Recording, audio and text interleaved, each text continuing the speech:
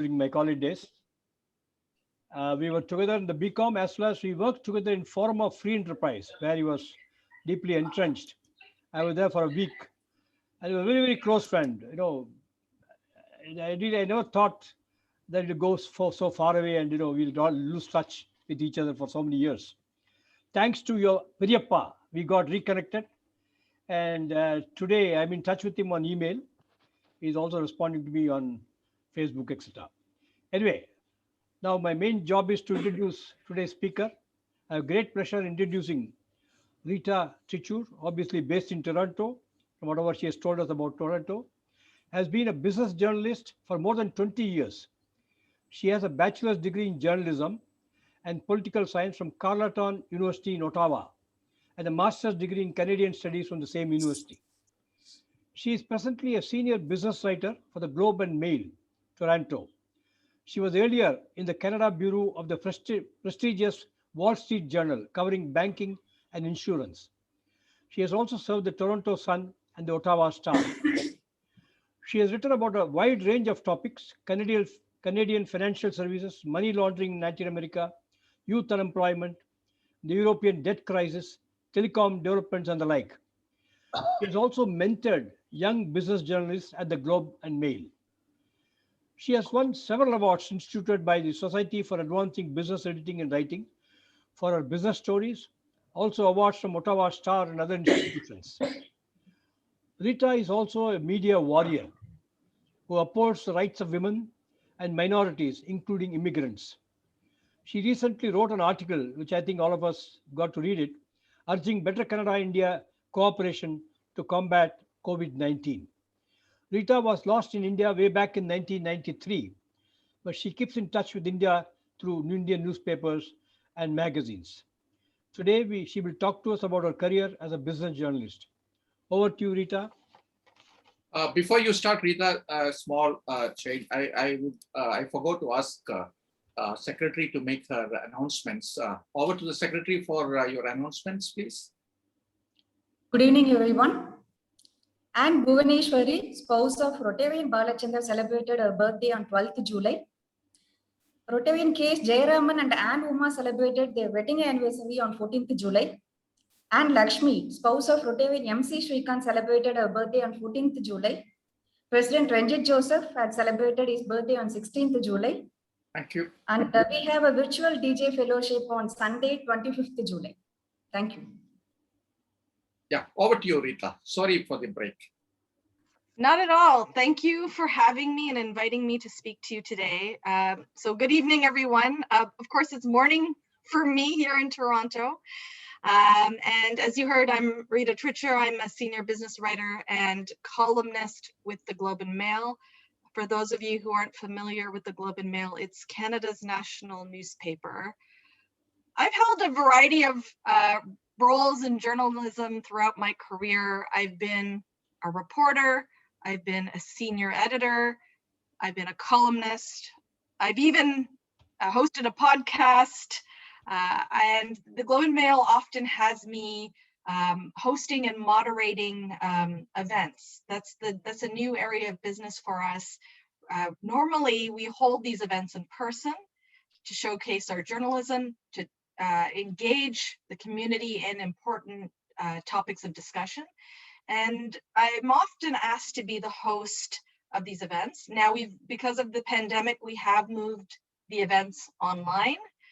So that's been an entirely different experience for me, because you don't get that feedback from people, or at least you can't really see the audience in the same way as you can during a live event. The Globe also has a business, a cruise line business, if you can believe it. It seems a little bit out of scope, but a lot of our readers want to meet Globe and Mail personalities. And so in pre-COVID times, and we used to run a cruise business that would take people on cruises in Europe. And we are, now that the case counts have come down in Canada, we are hoping to restart that business with a tour of the Okanagan. And so I think our first cruise is scheduled for this fall with readers. I am scheduled to be on a cruise for the Globe and Mail next year, June 2021, in Bordeaux, France. And it's an opportunity for our readers to meet the Globe and Mail personalities, and also to get an inside look at how the newspaper is produced. So my job is not just about writing columns and opinion pieces for the newspaper. It also has a very public-facing role. And I would say that that's kind of an area of change that we have seen in the last several years, because it used to be newspaper writers, you would see their name, but you wouldn't necessarily see their faces. Now it's become much more of a public-facing role. As we were discussing earlier on, in North America, the print newspaper industry is in decline, generally speaking, because of disruption created by the internet. So I feel very privileged to do a job that I absolutely love every single day. I wake up feeling excited about my job. And why do I love my job? Because my entire job is to meet interesting people, interview them, learn from them, tell their stories. And I find it to be very intellectually stimulating. And I find that the people I meet, not just in Canada, but in different places in the world, you get new ideas, and it fosters such important conversations. So, but my career path, which I will talk to you about today, has not been just smooth sailing. I'd be very dishonest if I said it has always been easy for me. All I had to do was go to school and I got a job. No, it hasn't been that way. I've had to overcome numerous challenges as a journalist, including racism and sexism. But now that I've reached a very senior role in the industry in Canada, I feel that it's very important to make things better for the next generation of journalists. So I am very committed to creating positive change, to creating equity for young women and young men who come into the industry. And I mentor a number of people. I spend a lot of my time mentoring young journalists and from all over the world. So before I discuss in more detail the obstacles I'd faced, I'd like to explain how I became interested in journalism in the first place. It's a funny story. I mean, at the very root of it, I'm a very curious person. I love other people. I feel that we have something to learn from every person we meet on our journey through life. So it comes from a place of curiosity. But when I was 6 years old, I entered a short story contest for the Toronto Star. They had a weekend section every weekend called Starship, and it was a page that was dedicated to children. And so I wrote a story about a cat that stole fish. And I was quite young at the time, and so my father asked me to write out the story with pencil and paper. So I did that first. Then he helped me correct my spelling mistakes. And then we had a typewriter, because this was 1981. And we had a typewriter with separating the sheets with carbon paper. So I didn't know how to type. My fingers were too small and they would slip in between the keys. So my father typed out what I had written, the corrected version of what I had written. And we made copies with the carbon paper and we submitted it to the Toronto Star for this short story contest. Now, I was delighted when I found out that I had won. I never expected that I would win a contest. And so they printed my short story about this cat with my name saying by Rita Trichur. And at the time we lived in Mississauga, which is a suburb of Toronto. So my name was there, my home, community was there. And I was staring at this printed page in utter amazement that I could actually be published. And then the best thing ever happened. The Toronto Star sent me a check in the mail for $10. I was just blown away as a 6-year-old. $10, like that's a lot of money for me, right? Being a 6-year-old.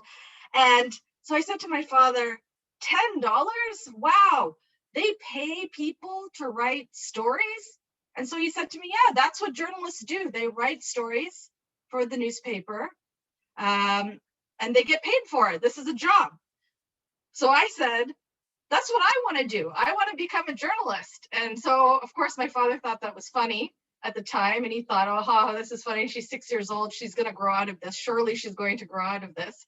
But I didn't grow out of it. And my teachers encouraged me to pursue journalism because they said that I asked a lot of probing questions, that I didn't always accept their explanations for in class. Sometimes the things that they said didn't always make sense. So I always asked why. I was very precocious, I think, in asking questions and wanting to know why things were a certain way, when to me, they may not have made sense. So I applied to journalism school for university. I did my undergraduate degree in journalism and political science. And my career choice was controversial with my parents. My parents were so upset. They said, we didn't come all the way to Canada with $8 in our pocket for you to become a journalist. And there's a lot of, pressure in Canada among the Indian community we joke about it as first generation Canadians, that our parents really do expect us to become, doctors, lawyers, engineers. There's a lot of pressure because I think a lot of it comes from a place of fear. When you come to Canada as an immigrant, you face all sorts of barriers. You're not always accepted. And naturally, your parents want you to have a career where you will have stability, where you will make money, and where you can provide for your family. And my parents were very afraid that I wouldn't have that opportunity in journalism. My father said to me, no one will hire you. They're not going to hire someone of Indian origin to work in mainstream media. You're not going to, they will block you. And my mother said the same thing, and they discouraged me. I'm going to give credit to my Periapa because he did tell them at the time that he thought that I had the ability to do it and that they should trust in me and in my abilities. And maybe that's because also he's a prolific writer. And so he's been bitten by the, the writing bug as well. And so I think he saw something in me. And so I appreciate him talking to my parents about what I could do. But the rest of the Indian community in Canada also had a dim view of my career choice. They thought, this girl, she's lost her mind. She's, I was often told, oh, you're too modern. And so I'd say, I agree with you. I am. I'm ahead of my time. You people just need to catch up with me. So the good thing about me is that I persist. When I'm faced with a challenge, I don't buckle. I don't back down. I feel it's very important to have perseverance and to create change. And so I persisted in journalism. And I did face barriers, which I will discuss, but I did select business journalism for a very important reason. And for me, a lot of people think, I've noticed that a lot of people think that political journalism is the highest form of journalism. What the prime minister says, what his cabinet does, that's the thing that people are most interested in often. But for me, the real power brokers in any country are the business leaders. They're the ones that make major decisions that affect not just their shareholders of their particular company, but it affects the country as a whole and other places in the world. These companies are major employers and they produce goods and services, they contribute to the economy. And so I was really fascinated by business leaders and the decisions that they made, because to me, they're much more influential in many ways than just an average politician. And so when I decided that I wanted to get into business journalism, I approached the business editor of the Canadian Press, where I was working at the time. And the Canadian Press is a wire service It's very similar to Reuters or the Associated Press. And I said to him, John, I want you to give me a shot as a business journalist.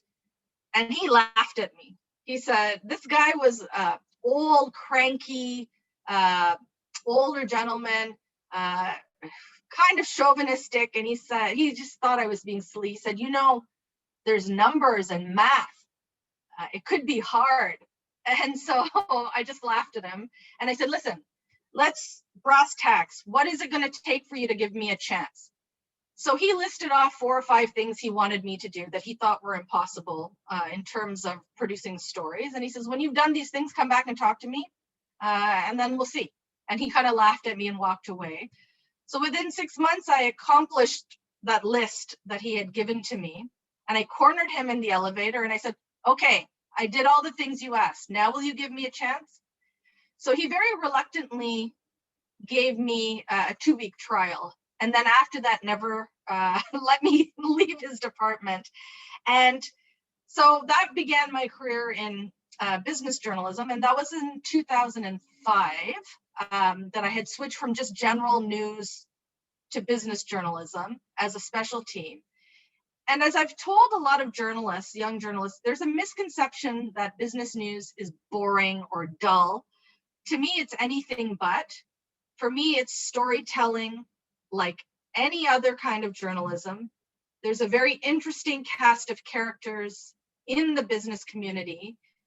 And the challenge is to explain sometimes very complex or esoteric topics to the average reader.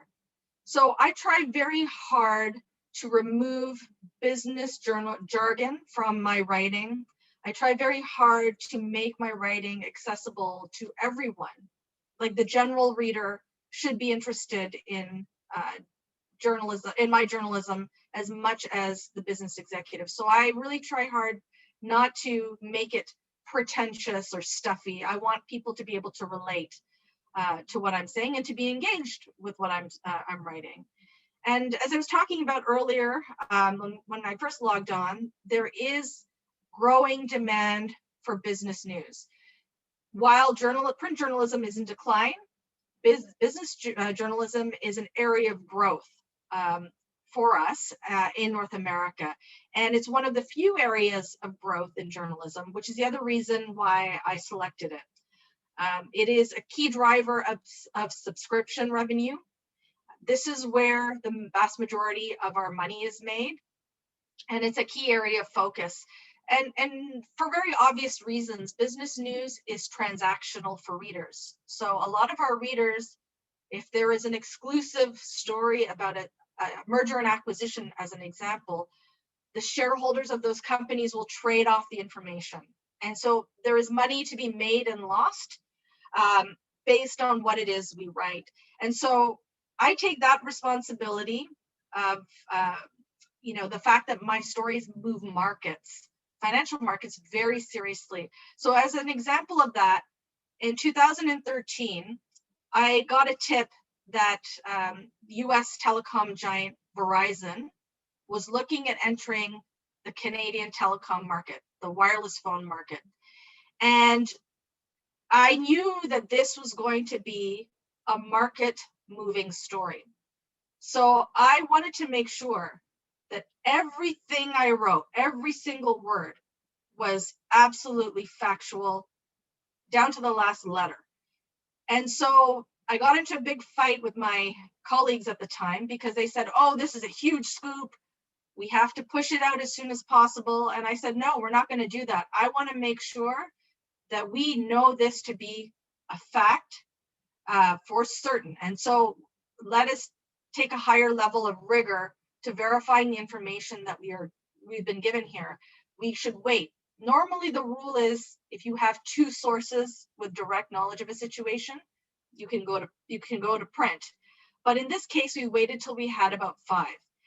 This caused a lot of upset in our newsroom. Rita's being difficult. Why is she being like this? And I said, listen, this is going to cause a huge stock market reaction.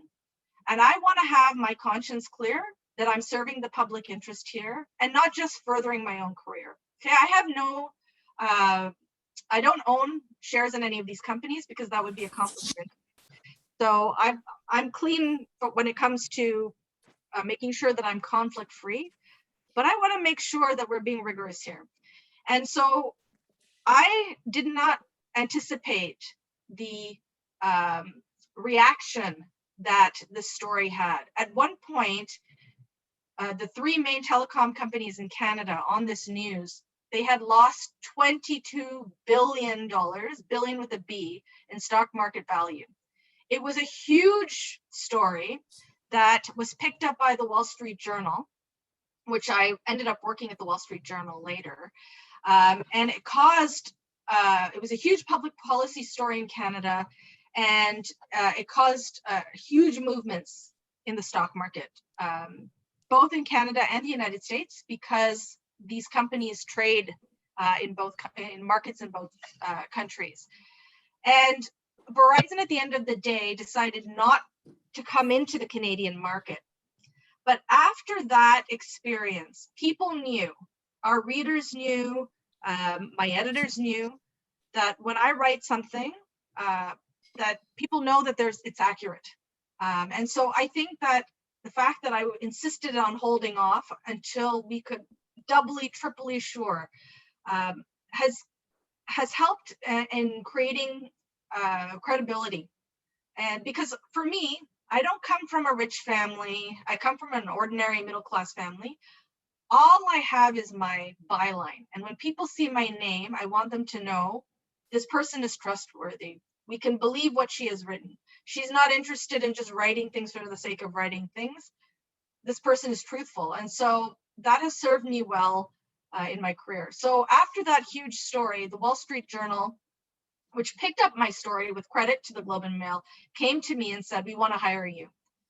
Because I had scooped them on a story of American importance. And so they did hire me, and I did go to the Wall Street Journal for about 2.5 years. And I have to say that was probably one of the highlights of my career. It is a wonderful place to work. There is a big difference between American and Canadian media. The difference mostly is that the US media take more of a global perspective of their news, whereas Canadian media are really focused on the Canadian angle. At the Wall Street Journal, there's a higher bar for news.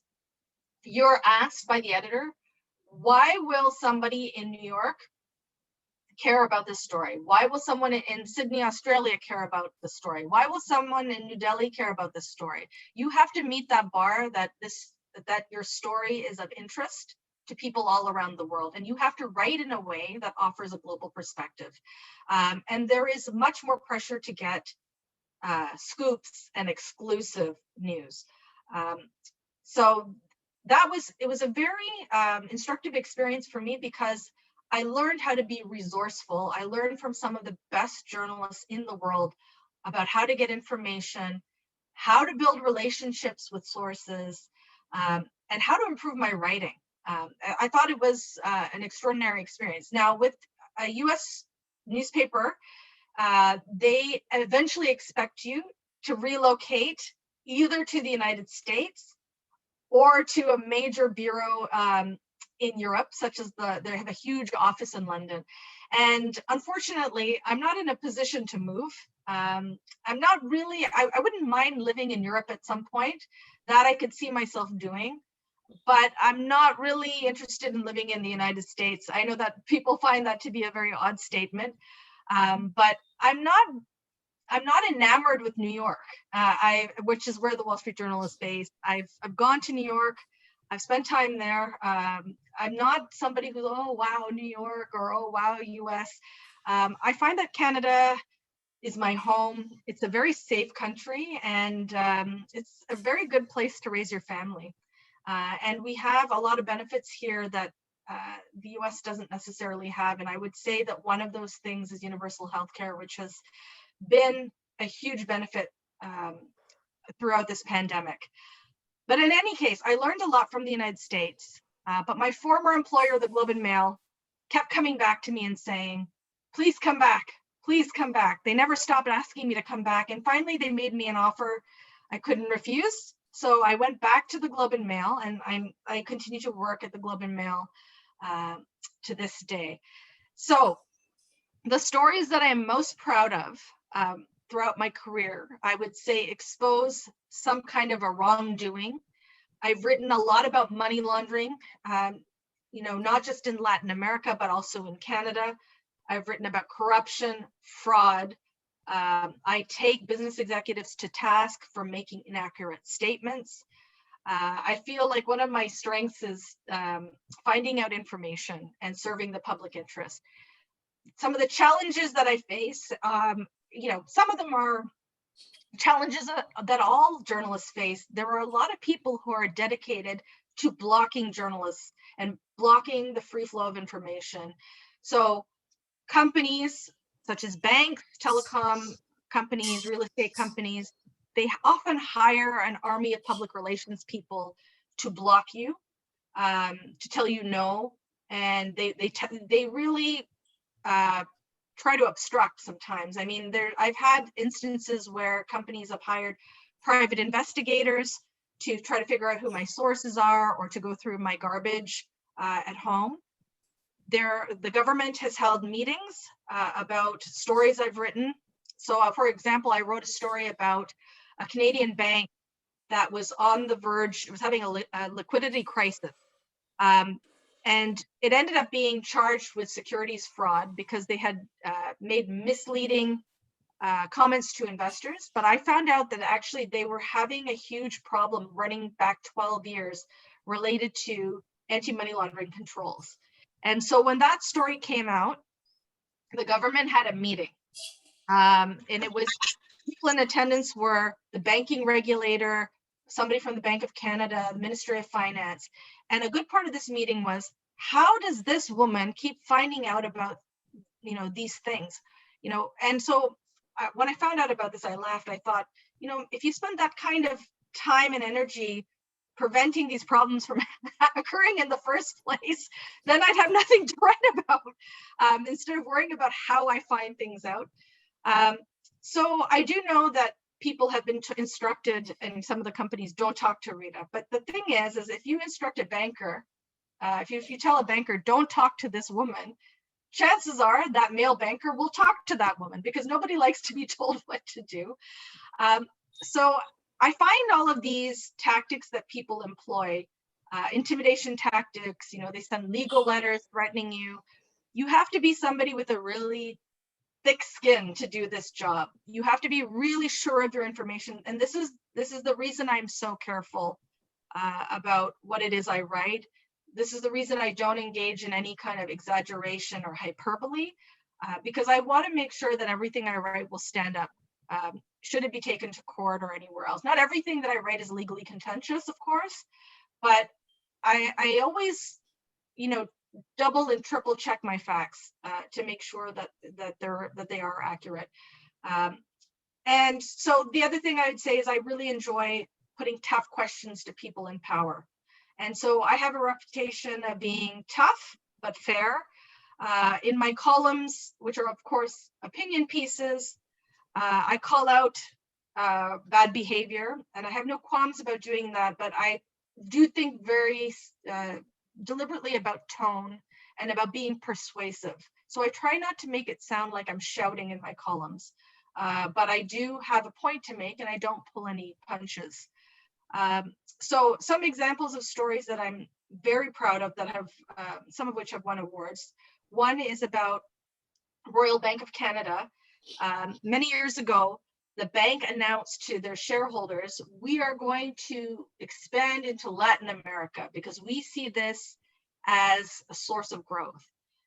But several years later, the bank put out a very strange announcement, not a lot of details, that said, well, because of shifting priorities and something to do with interest rates, we've decided that we are going to shutter our Latin American operations and pursue other areas of growth.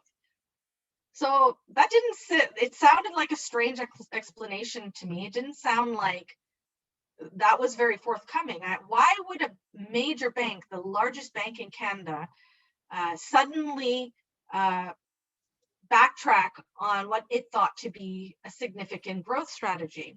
So I did a lot of digging, and I found out that it was because the bank had run into problems with the U.S. banking regulator in its Miami office, Miami is the gateway to Latin America, and the American banking regulator had found problems with record keeping, strange movements of money, large sums of money from client accounts, moving from place to place to place within 24 hours. And when large sums of money move from account to account in short periods of time, that's often a telltale sign of money laundering.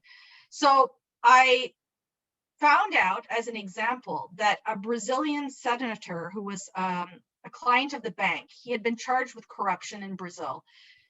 After he was charged with corruption, a crooked banker at this bank helped him to launder money from his account. And this is one of the cases that the US banking regulator was looking at. And so, so I went to Florida, went to Miami on a trip. And, I told my family, you're not going to hear from me for a few days because I need to go meet some confidential sources. And so if you don't hear from me, don't panic. I'm okay, but I may not be in contact. And the reason I said that, I didn't want to frighten them beyond saying that, but I knew that the people I was dealing with didn't necessarily want me to know where I was going. So I got a message on one cell phone saying, go to this location. So I went to this one location. Then I get another message on another phone, go to this other location. So I said, okay. So we played this game for several minutes. I finally ended up at a grocery store in some place in Florida. I don't even know where I am at this point. And then I get a message saying, get into the black SUV that's pulling up in the driveway. So I said, okay. So I get in, the person greets me. Hi, Rita, how are you? We're going to go someplace where there's no cell phone service because we want this to be a confidential meeting. So I said, sure. So we go. I ended up conducting the interview, getting a lot of information to this, and that person ended up dropping me back to Miami, and I had to end up walking several miles back to my hotel. Now I didn't feel like I was in danger at any point. So, but this is the lengths that people will go through to provide you with information, but you have to also respect their privacy and to protect them as sources. And the story ended up being a huge eye-opener for people. The Wall Street Journal gave it a huge amount of space, and it turned out to be very revelatory for the shareholders of this bank. Now, of course, the bank itself was angry that we wrote this story. They were angry not because I had made a mistake or anything like that. They were angry because they were hoping to cover up keep this information secret and not to reveal to shareholders what had gone wrong. Another example of a story that I've written that caused a lot of commotion here in Canada was for the Globe and Mail. It was about a man named Ali Ibrahim Dabeba. He was one of the kind of political allies of Colonel Gaddafi in Libya. He was in fact put in charge of Libya's infrastructure contracting agency. He was the one who was handing out government contracts for the building of prisons, schools, hospitals, roads, etc. in Libya. This fellow, Canada, when he was still working for Colonel Gaddafi, and he lied on his immigration form. He ended up getting Canadian citizenship, even though he never lived in the country. And then he, after the fall, and then he continued to work for Colonel Gaddafi. He handed out questionable contract to big companies.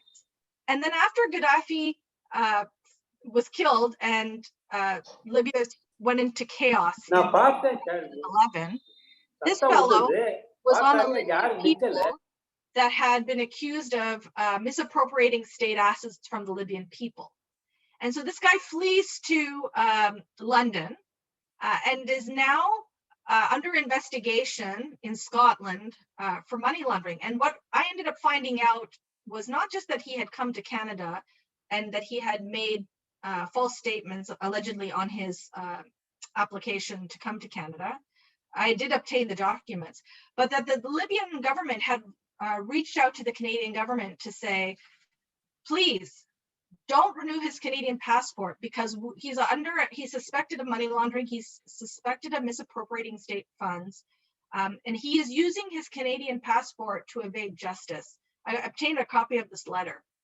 And I found out that he had engaged in self-dealing allegedly through his government job, and he had allegedly set up a ring of companies around the world, including in Canada, to allegedly launder some of that state money. And so that was, that Canada was part of an international money laundering ring from someone who was associated with Colonel Gaddafi, that some of his wealth had allegedly been laundered through Canadian real estate, through companies in Canada, became very big news in this country. And I was warned by agents working for the state of Libya, you need to be careful because people might be following you.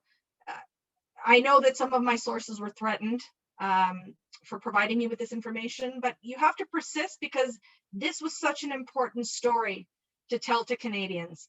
That there are weaknesses in our system, not just of the immigration system, but also in our money laundering controls in Canada. It's an important area for us to solve. Another story that I wrote that I'm proud of is the piece that you mentioned at the start on COVID and Canada-India relations. That's an opinion piece that I wrote recently that called on Canada and India to renew economic ties and to find a way to build back better from this terrible tragedy that's affected both of our countries.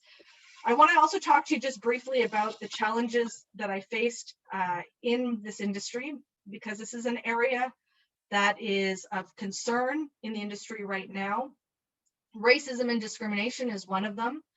My very first job in the industry, my editor said to me, "Oh, thank God you're not Black."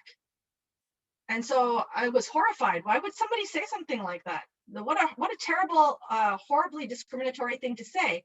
And then this person said, and by the way, don't worry, everybody knows that Indians make good coolies. So that's why we hired you, to be a coolie. So I was horrified that this was my first experience in journalism. So my parents weren't entirely wrong, that I would face challenges, but I overcame them. And I sought to prove to all of these people who saw me as one thing that I could do this job and I could do it better than other people. There are people who have commented on my skin color, who have remarked that I don't have an accent. They're blown away when they find out I can read and write in English, that I speak French. People have all sorts of misperceptions of me because I'm a mother of 2 children. Oh, you're a mom. You shouldn't be doing this. You shouldn't be doing that. The Toronto Star hired me when I was pregnant with my first child. And that was unheard of in the journalism industry. They hired me when I was pregnant. They offered me the job and held it until I was ready to come back from maternity leave. And people couldn't believe it. They said, this never happens in our industry. But the reason why it happened is because senior editors felt that I was worth it. They got to know me. They saw me as a person. They saw my worth as a journalist. And so I eradicated that barrier. And I hope that, other women don't face that same kind of discrimination going forward. I have had to deal with professional jealousy from certain colleagues. I've had people suggest, why do I have to report to her, right? Certain men don't find it that it's beneath them to report to me when I was in an editor job. You have to overcome that. You have to call out the racism and the sexism when you see it. I would say that the police murder of George Floyd in the United States in May 2020 really brought the issue of systemic discrimination into full view, not just in Canada, but in the United States, but also in Canada, and not just in terms of policing. There's a broader discussion of systemic discrimination in all aspects of society, including in journalism. And one of the things I have said to people in our industry is, as journalists, we hold others to account when they discriminate. But we should also look internally to see, are we doing that to ourselves? And we can't credibly hold others to account if we're guilty of the same sins. And also, this is creating a business risk. At the time where we have to attract top talent, grow revenue, expand our readership, we can't afford to have these kinds of artificial labor barriers in our own industry. So I'm a big advocate for mentoring young people. I mentor not just Black and people of color. I also, and women, I mentor, young men too. One of the people I'm currently mentoring is a young journalist from India. He just arrived in Canada from New Delhi. And the first thing he said to me is, when I saw your face on the screen, he's an intern at the Globe and Mail. He said, when I saw your face on the screen, and I thought, thank God, I see somebody who looks like me, who I can relate to, and who I can talk honestly about my problems. I want to make sure that I fit in. And I feel like I can have an honest conversation with you. It is really important for the younger generation to see people who look like them. Even though he and I have different backgrounds, he spent most of his professional career as a journalist in India, but he still relates to me, and it's an important area of discussion. I also spend time mentoring new immigrant journalists to Canada. So I recently held a writing and editing seminar with immigrant journalists from all over the world. On that call webinar, there were people from Mexico, there were people from India, there were people from Africa, from the Caribbean, and we had a good conversation about what the industry was like. But the persistent theme that kept coming up was, what do I do about racism? What do I do about the fact that people they can't get past my accent, or they see me as being different? And so my advice to young journalists and to new immigrant journalists is, okay, first of all, acknowledge this is an industry in decline. There's no easy path to success. This industry is hard. It is stressful. You have to want it badly. You need to have a thick skin to deal with a lot of bullshit, quite frankly, from all quarters. If you know in your heart you want to do this, and you know that you have that personality and you're willing to put in the work, then I will help you. Call out racism when you see it. Think about what your objective is. Sometimes it's not worth it to call it out. Sometimes it's just a stupid off-the-cuff remark that some idiot has made. And if you feel you can ignore it, ignore it. But if it's getting in your way, if it's a serious trampling of your dignity, then yeah, you have to call it out. You must rock the boat. Don't change who you are. We need a diversity of voices and opinion and thought in Canada, but put it into context that people will understand.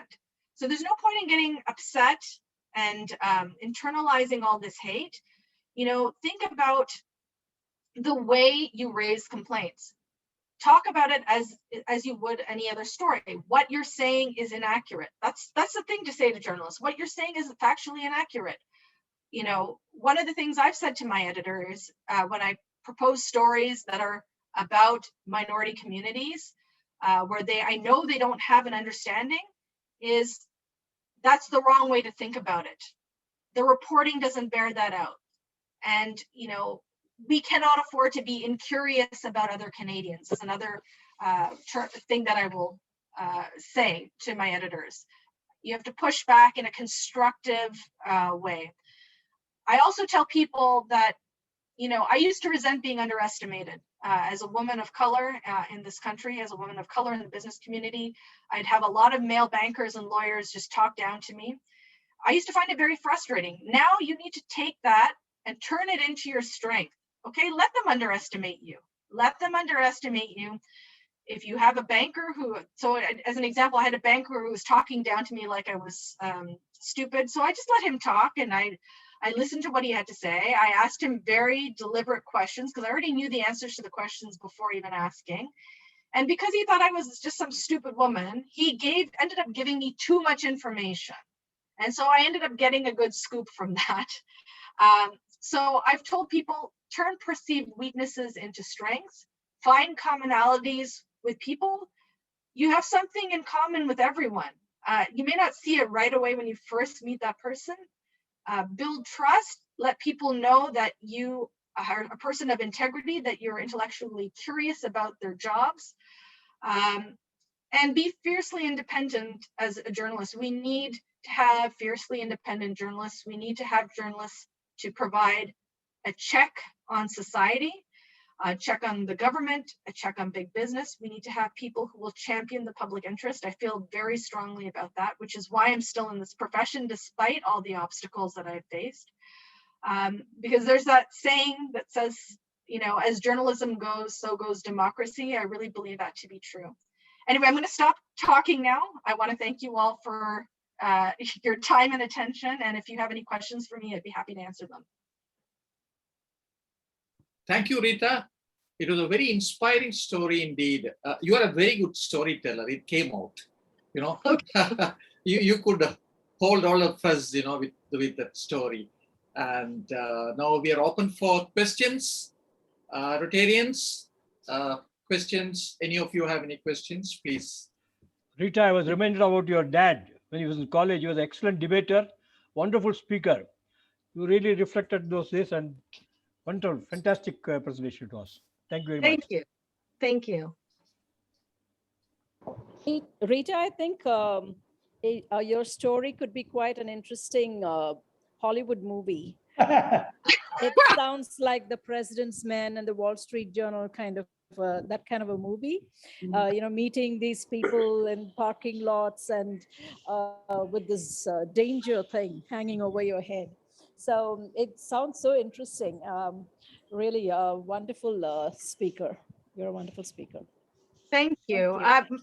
Actually, my regular everyday life is quite boring. I'm a mother of 2 children.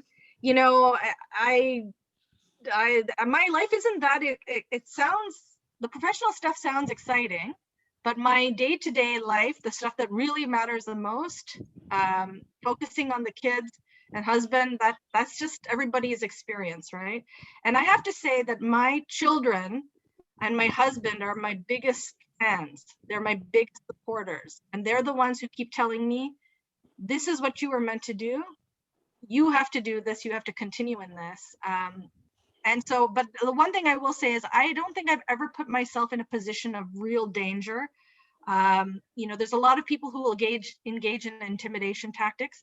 I have said no to certain assignments where I felt that my physical safety was at risk.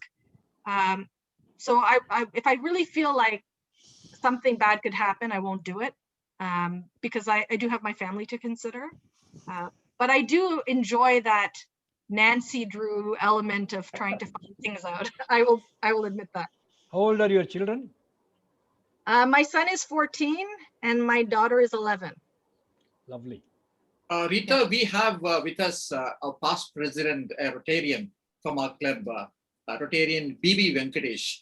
He has 2 lives, one in Canada and one in India. So I would request him to, reflect on whatever you said. He lives partly in Canada. He runs a huge business empire. Nobody knows how big the empire is. So I think you should connect with him. Venkatesh, Okay. Jokes apart, over to you. You're muted. First of all, BB Venkatesh. I'm muted. Yeah. Can you hear me? Yes. Yeah. No, first of all, she writes about money laundering and so on, and you say about business running. So, I just want to be, Rita, I'm pretty clean. I mean, I don't do anything shady. So, because I live in Canada too. So it's really a pleasure to listen to you. I just had one question, especially in Canadian environment or the North American environment. There's a lot of, they sue for anything. So I don't know whether any of your articles or anything has been sued by the business or companies and so on is something which I thought. And I now and then read Globe and Mail. I mean, being in Canada is what it is. Yeah. Yeah, so I have received legal letters and threats for the articles I've written. None of what I have ever written has gone to court as of yet.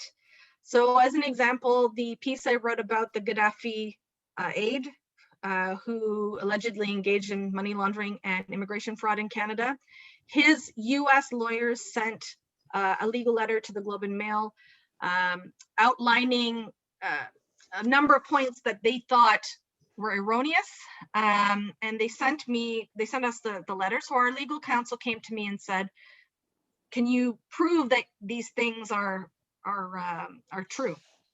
I said, "Of course I can prove that they're true because I'm very, very careful." So I had thousands and thousands of documents backing me up, backing up the claims I was making. And so I showed them the immigration forms, and point by point by point, I disproved the allegations that, I had created a falsehood. So our lawyers went back and said, "We're not retracting a single word. We stand by the story." And same thing with a story I wrote about a bank that had failed money laundering controls, or that the regulator was after them. They had threatened me with a legal letter saying that, we want to prohibit you from, we're going to seek an injunction to prevent the publication of the story. So, and they made some comment about, "We think your source is the short seller." My source was not a short seller. I would never use a short seller as the primary source for a highly sensitive story. I mean, my sources have direct knowledge of the situation, and there's a reason they come to me. They seek me out because they've done their research. So, I said, "Okay, seek your injunction. We'll see what happens." And of course, again, I had proof of everything that I had put into the piece. That's why I'm very, very, very careful. I'm very aware that people will say to me, they'll reach out to me and they'll provide information. They'll say, "I want to talk to you on a confidential basis. I want to provide information." So I listen to them, but I always want to know who they are. Why are they talking? Why do they want to talk to me? What is their agenda? Because I don't want to be manipulated for any reason. But I do know that people investigate me as a person, as a journalist, before reaching out to me. I've been told by a number of people, we know who you are, and we know what your reputation is. We know where you've worked. And so that's why we're coming to you. And so it's very important to make sure that you're not being manipulated by people, that you understand their agenda. And I tell people, I will protect you if, I only grant confidentiality to my sources under extreme circumstances. There has to be a very good reason for me to give you confidentiality, for you to speak on the condition of anonymity.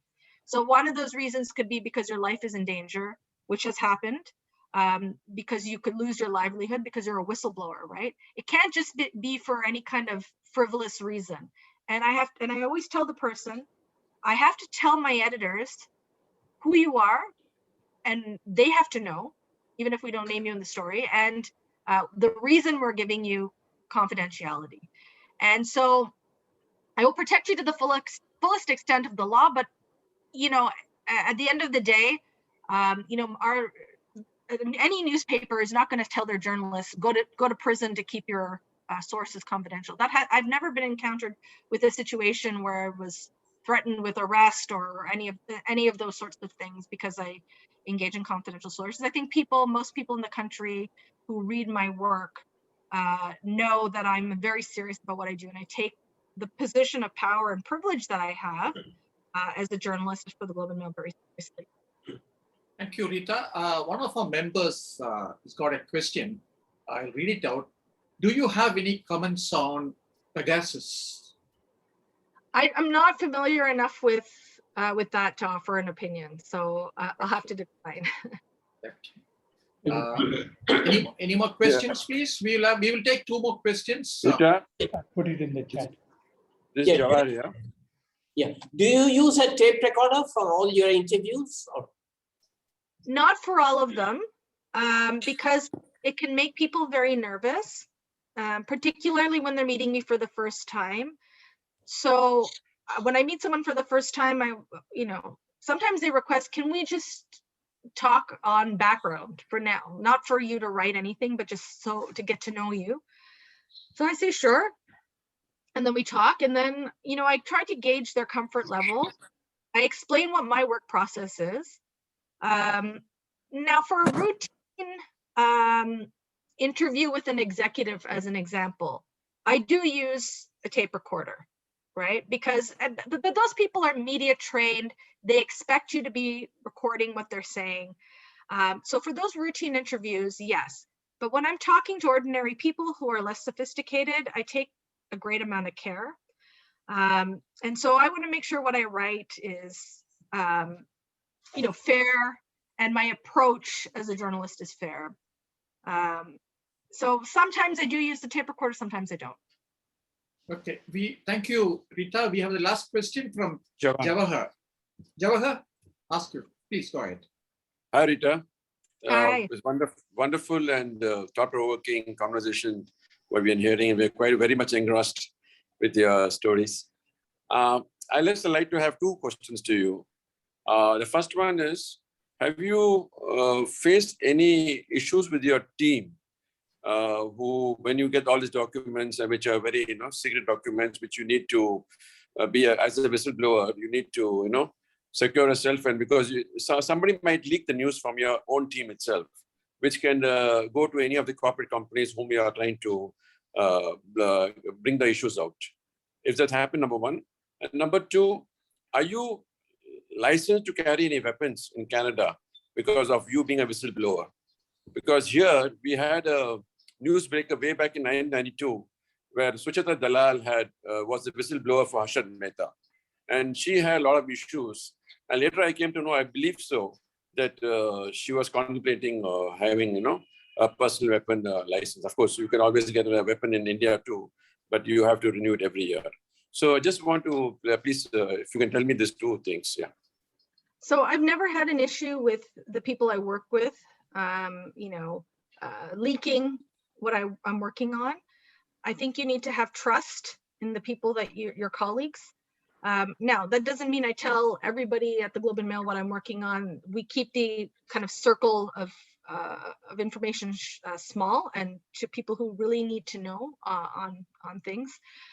So I've never faced that issue. I trust my colleagues. They're people with a lot of integrity. And now on the second issue, no, I mean, there's gun control in Canada is, it's pretty prevalent. We're very different from the United States that way. You can have like a hunting weapon, like a rifle to go hunting. That's allowed because a lot of Canada is still rural and people will, they'll kill deer, for example, because they're going to consume it, right? But no, that's never occurred to me. This is one of the things I really like about Canada. I feel safe here. It's a very safe country. It's not that we don't have shootings in Canada or violence. We do. And in a city like Toronto, for its size, yeah, we have our fair share of gun violence, but those guns tend to come in illegally through the United States.